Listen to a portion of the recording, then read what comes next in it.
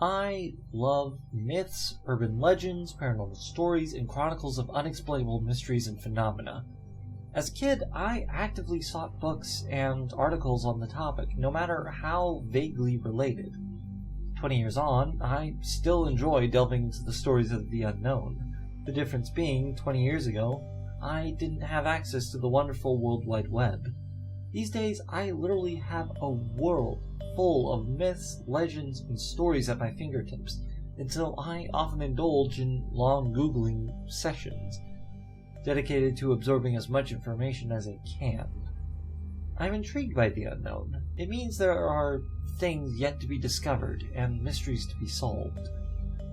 It was during one of my many mystery binges that I came across the story of the Hat Man, a form of shadow person. I stumbled across the legend of the shadow people completely by accident, clicking through random links on Wikipedia. But it was the related article about the Hat Man which piqued my interest greatly. It roused a long dormant memory from within the depths of my mind.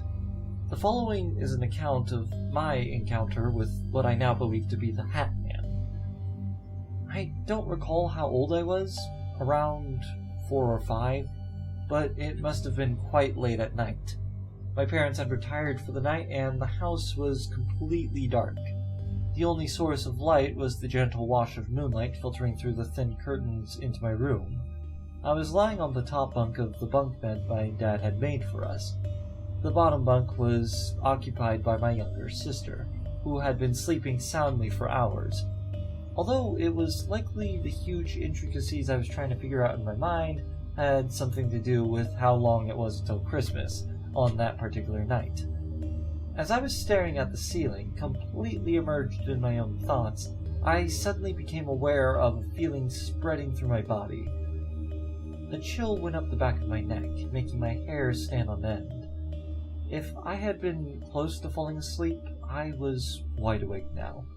I held my breath and laid stone still, straining to hear something which would give me a clue as to what it was that had put me on edge so suddenly. I heard nothing other than my sister's rhythmic deep breathing from the bed below. When I could hold my breath no longer, I let it go as quietly as I possibly could.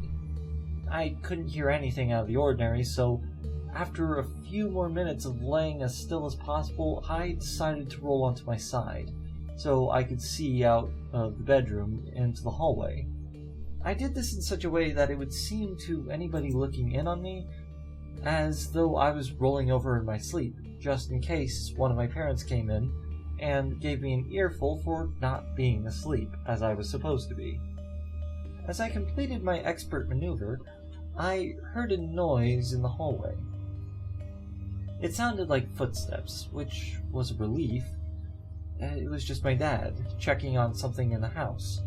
But as the footsteps drew nearer to my bedroom door, a wave of unease washed over me again. My dad was always very careful about being as quiet as possible when walking around after lights out, so as to not wake anyone. Listening to this particular set of footsteps, I wondered if perhaps it was my mom, as the perpetrators seemed to be making no attempts to mask their sounds. I pondered this curiosity as a figure emerged from the hallway and came to a stop in the doorway of my bedroom. Once again, I found myself holding my breath, trying to be as still as possible. The figure stood in the doorway, breathing quite loudly. It was definitely a man, judging by the sound of the breathing. For a few moments I relaxed, thinking it was my dad after all. I started breathing again and closed my eyes, pretending to be asleep, but the sound of the breathing stayed in the doorway. I opened my eyes again and took in the image before me. My blood ran cold. My dad did not habitually linger in doorways. Also, my dad was nowhere near as tall as the doorframe. Nor did he wear, or even own, a wide-brimmed hat. I stayed as still as I could, hoping that the figure could not see that I was awake. With that monologue running through my mind, I was reminded of the line from the Christmas Carol. He sees you when you're sleeping, he knows when you're awake. I smiled to myself. The figure in the doorway was Santa Claus, and he was waiting for me to fall asleep. Of course, it made sense, being so close to Christmas. And I closed my eyes once more, ready to fall asleep. And once more, I got that feeling of unease. The hairs on my neck stood on end once again. Something was not quite fitting about that conclusion. Santa doesn't wear a wide-brimmed hat. Also, I was fairly certain that he is never depicted as tall and broad-shouldered, and the figure in the doorway definitely did not look or feel very Santa-ish. My eyes shot open. I needed to figure out who was standing in the doorway. Even with the light filtering in through the curtains, I could not make out any details of the figure. My eyes had adjusted fairly well into the darkness by now, and I could make out just about everything around this figure.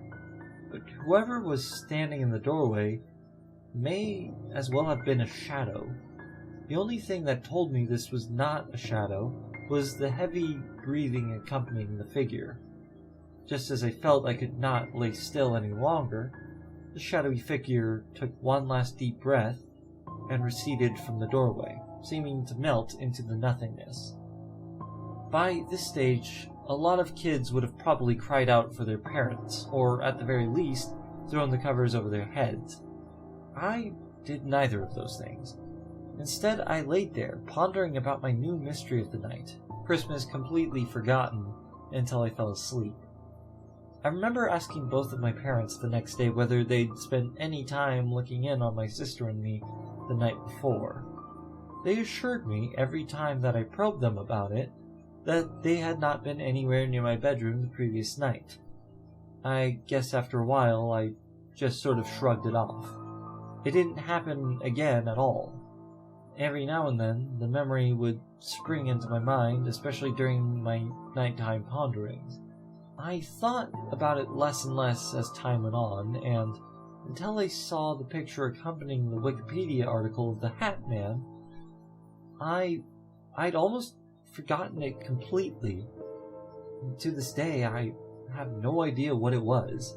Whether it was one of my parents sleepwalking, somebody who wasn't meant to be in the house, or a supernatural being or otherwise, but the picture of the Hat Man is almost exactly what I remember in my doorway.